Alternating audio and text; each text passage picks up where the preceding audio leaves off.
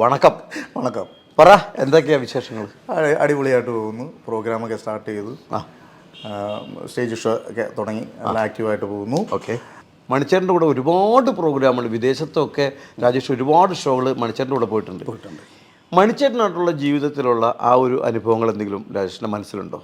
അനുഭവം എന്ന് പറയുന്നതിൽ അപ്പുറത്ത് ഒരു വേദന ഉണ്ടായിട്ടുണ്ട്. മണിച്ചേട്ടൻ മരിച്ചു കഴിഞ്ഞിട്ട് നമ്മൾ പിന്നെ അത് ഒരു മീഡിയയിലോ അങ്ങനെ ഞാൻ ഒന്നും പറഞ്ഞിട്ടില്ല. ഓക്കെ. പക്ഷെ ഇപ്പം എനിക്കത് പറയാം. കാര്യം നമ്മളൊക്കെ മണിച്ചേട്ടന് അത്രയും ഒരു വീട്ടിൽ അച്ഛനമ്മ കഴിഞ്ഞിട്ട് നമ്മൾ സ്നേഹിക്കുന്ന കുറച്ച് പേരുണ്ടാവും. നമ്മളെ അച്ഛനമ്മയാണല്ലോ നമ്മൾ ഏറ്റവും കൂടുതൽ സ്നേഹിക്കുന്നത്. അത് കഴിഞ്ഞിട്ട് കുറച്ച് പേരുണ്ട്. അതുപോലെ സ്നേഹിച്ചതാണ് മണിച്ചേട്ടനെ. അതുപോലെ നമുക്ക് വേണ്ടിയിട്ട് നമ്മളെ വിളിക്കുകയും കാര്യങ്ങളൊക്കെ ചെയ്തതാണ്. പക്ഷെ അത് നമ്മളെ സി ബി ഐ വിളിച്ച് നമ്മളെ ക്വസ്റ്റ്യൻ ചെയ്യുക, 1, 2 പ്രാവശ്യം 3 പ്രാവശ്യമൊക്കെ വിളിച്ച് ക്വസ്റ്റ്യൻ ചെയ്യിപ്പിക്കേണ്ട ഒരു അവസ്ഥയിലേക്ക് അദ്ദേഹത്തിൻ്റെ അനിയൻ തന്നെ, മണിച്ചേട്ടൻ്റെ അനിയൻ തന്നെ അത് വരുത്തിച്ചു. ഭയങ്കര ഒരു വിഷമമായിരുന്നു. കാര്യം ഞാൻ ഒരു ദിവസം രാവിലെ പോയിട്ട് 5 മണിക്ക് എന്നെ വിട്ട് CBI ന്ന്. ഓക്കെ. ഭയങ്കര ഒരു സങ്കടം. ഞാൻ എന്നെ ആകർഷിക്കുക അങ്ങനെ കുറച്ചുണ്ടായിരുന്നു. പക്ഷെ അതൊക്കെ ഒരു നമ്മളങ്ങനെ ഒരു തെറ്റിലേക്കോ അല്ലെങ്കിൽ അദ്ദേഹം ജീവിച്ചിരിക്കുമ്പോഴേ നോക്കൂ. അല്ല, ഒരു അത്തരത്തിലൊരു മോശം കലാകാരനാണെങ്കിൽ ഒരു മണിച്ചേട്ടൻ ഒരു 12 വർഷമൊന്നും ഒരാളെ ഒരു ഷോകളിൽ കൊണ്ടു കിടക്കില്ലല്ലോ. ഞാൻ എത്രയോ സ്ഥലങ്ങളിൽ, ഓസ്ട്രേലിയ, അമേരിക്ക, അതുപോലെ തന്നെ ഇപ്പം പുറത്താണെങ്കിൽ പോലും നമ്മുടെ ഒരു ബുദ്ധിമുട്ട് മനസ്സിലാക്കിയിട്ട് ഇപ്പം നമ്മുടെ ആവശ്യം കാണത്തില്ല. മണിച്ചേട്ടൻ തന്നെ ഒരു പുലിയാണ്. അതിൻ്റെ നമ്മുടെ ആവശ്യമില്ല. അപ്പം സ്പോൺസറൊക്കെ പറയും. എൻ്റെ കൂടെ ഒരു ആർട്ടിസ്റ്റും കൂടെ ഉണ്ട്, കൊണ്ടുവന്ന് പറഞ്ഞിട്ട് എന്നെ അങ്ങനെ മസ്കറ്റോ അങ്ങനെയുള്ള ഗൾഫ് കൺട്രീസിലേക്ക്. പിന്നെ എനിക്ക് തോന്നുന്നു ഞാനൊരു ഏറ്റവും കൂടുതൽ ലണ്ടനിൽ പോയിരിക്കുന്ന, ലണ്ടനിൽ തന്നെ ഒരു 5 തവണ കണ്ട് മണിച്ചേട്ടനായിട്ട് പോയിട്ടുണ്ട്. ലാസ്റ്റ് 2015 വരെ പോയിട്ടുണ്ട്. പക്ഷെ അതൊരു വലിയൊരു സങ്കടമായിരുന്നു. കാര്യം ഞാൻ എന്നിട്ട് അദ്ദേഹത്തെ വിളിച്ച് ഞാൻ പറഞ്ഞു, നമ്മളൊരു തെറ്റും ചെയ്തിട്ടില്ല, നിങ്ങളിങ്ങനെയൊന്നും നമ്മളെ സംശയിക്കരുത്, അങ്ങനെയാണ് ഇങ്ങനെയാണ്, നമ്മൾ കണ്ട് കാശ് കൊണ്ടുപോയി എന്തൊക്കെയാണ്. ഓക്കെ. ഭയങ്കര സങ്കടം. മണിച്ചേട്ടൻ കിടന്നുറങ്ങുമ്പോൾ മണിച്ചേട്ടൻ്റെ പാടിയ പാട്ടുകൾ ടേപ്പ് റെക്കോർഡിലോ ഹെഡ്ഫോണിലോ വെച്ച് കേട്ടാണ് കിടന്നുറങ്ങാറുണ്ട്? തീർച്ചയായിട്ടും. ആ മണിച്ചേട്ടൻ്റെയൊക്കെ ഒരു ഞാൻ ശരിക്കും പറഞ്ഞാൽ ഞാനായിരുന്നു മണിച്ചേട്ടനോട് പുറത്ത് പോകുമ്പോൾ ഞാനാണ് മണിച്ചേട്ടൻ്റെ കൂടെ കിടക്കുന്നത്. എൻ്റെ കൂടെ ഒരു നമ്മുടെ സഹപ്രവർത്തകൻ രാഹുൽ. അപ്പോൾ അവൻ മാറിക്കിടക്കും. ഞാനും മണിച്ചേട്ടനും ഒരു കെട്ടില്ല. അപ്പോൾ ആ കട്ടിലിൻ്റെ തലപ്പത്ത് ചെറിയൊരു ടേബിൾ കണ്ട ആ ടേബിളിൽ മണിച്ചേട്ടൻ്റെ ഒരു ചെറിയൊരു ടേപ്പ് റെക്കോർഡറുണ്ട്.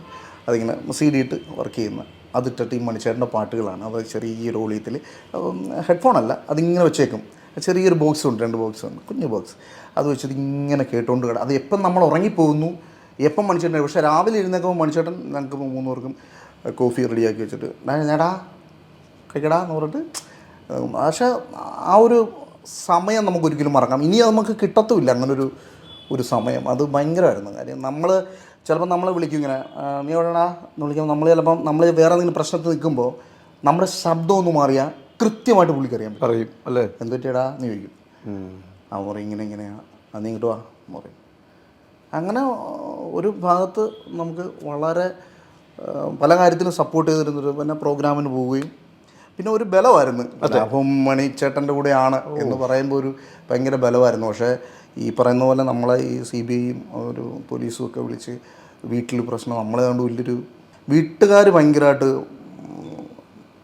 പ്രയാസപ്പെട്ടു പോയി. കാര്യം CBI വിളിക്കുക എന്നൊക്കെ പറയുമ്പോൾ അത് നമ്മൾ പറയുമ്പോൾ ഒരു വാക്കിലങ്ങ് പറയാം. പക്ഷെ അത് രാവിലെ പോയി നിന്ന് നാദർഷിക്ക് ഉണ്ടായിരുന്നു, ഒരു ദിവസം നാദർഷിക്കയുടെ ഉണ്ടായിരുന്നു.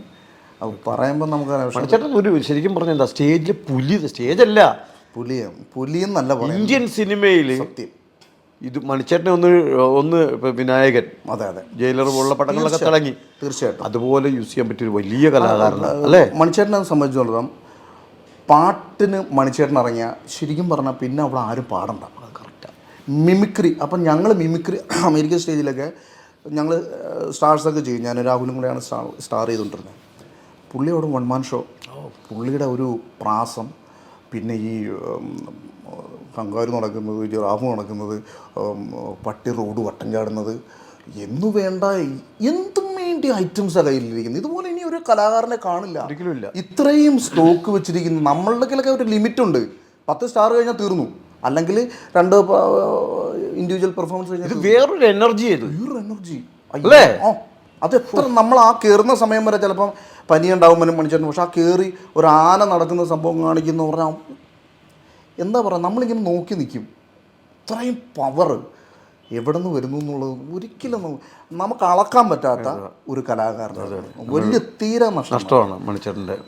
പ്രത്യേകിച്ച് നമ്മൾ മിമിക്രിക്കാർ. അത് ഞാൻ ഒരിക്കൽ ഞങ്ങൾ പുള്ളി അമേരിക്കയിൽ വെച്ചിട്ട് ഈ വാസന്തി ലക്ഷ്മി പിന്നെ ഞാനും ആ സിനിമ ഞങ്ങൾ അവിടെ ഇട്ടിട്ട് കണ്ടുകൊണ്ടിരുന്ന സമയത്ത് പുതിയൊരു ഐറ്റം സ്റ്റേജിൽ ചെയ്യണം.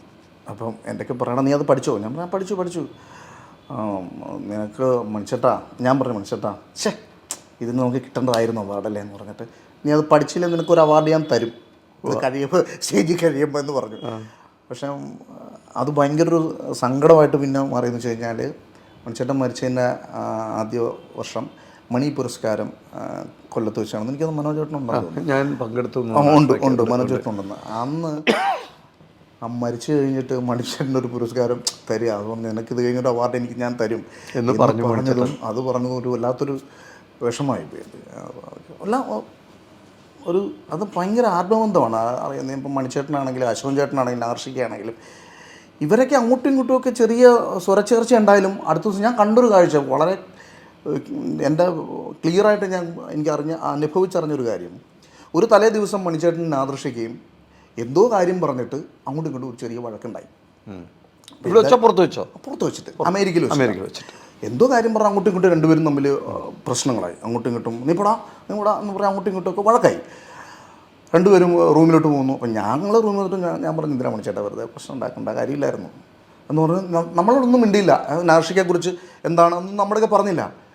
ഞങ്ങൾ അടുത്ത ദിവസം രാവിലെ ബ്രേക്ക്ഫാസ്റ്റ് കഴിക്കാൻ പോയപ്പോൾ രണ്ടുപേരും കൂടെ അങ്ങോട്ടും ഇങ്ങോട്ടും ഇങ്ങനെ വാരി കൊടുക്കുക. അതൊക്കെ ചെയ്യും അവിടെ നമ്മളപ്പോൾ ഞാനല്ലേ, അതാണ് ഫ്രണ്ട്ഷിപ്പിൻ്റെ ഒരു അളവെല്ലാം. അശോകൻ ചേട്ടനും ഒരിക്കലും എന്തോ ഒരു കാര്യം, ഒരു സ്പൂണ് എല്ലാ കറിയിലും ഇട്ട് വിളമ്പിക്കൊണ്ട് അശോകൻ ചേട്ടൻ പറഞ്ഞു, നിങ്ങൾക്ക് ഇത്രയും ഒരു 4-5 സ്പൂണ് സംഘടിപ്പിക്കാൻ മേലെ എന്ന് ചോദിച്ചപ്പം അവിടെ നിന്നൊരു സ്പോൺസർക്ക് അത് ഇഷ്ടപ്പെട്ടില്ല. അതുകൊണ്ട് പറഞ്ഞു, നിങ്ങൾക്ക് സൗകര്യം ഉണ്ടെങ്കിൽ ഈ സ്പൂൺ ഇട്ട് കഴിച്ചാമെന്ന് പറഞ്ഞു, അല്ലെങ്കിൽ ഇവിടെ നിന്ന് പോയില്ല കേട്ടോ, ഞങ്ങൾ കൂടുതൽ ചാട കാണിച്ചതെന്ന് പറഞ്ഞപ്പം മണിച്ചേട്ടൻ അവിടെ പ്രതികരിച്ചത് പറയാൻ പറ്റാത്തൊരു പ്രതികരണമാവും. എന്ത് ചെയ്യടാ ചേട്ടായി എന്ന് ചോദിച്ചിട്ടും എഴുന്നേക്കുക. അശോകൻ ചേട്ടൻ നമ്മൾ അവിടെയാണ് നമുക്ക് വേണ്ടി പറയാനും നമുക്ക് വേണ്ടി നിൽക്കാനും ഒക്കെ ഉള്ള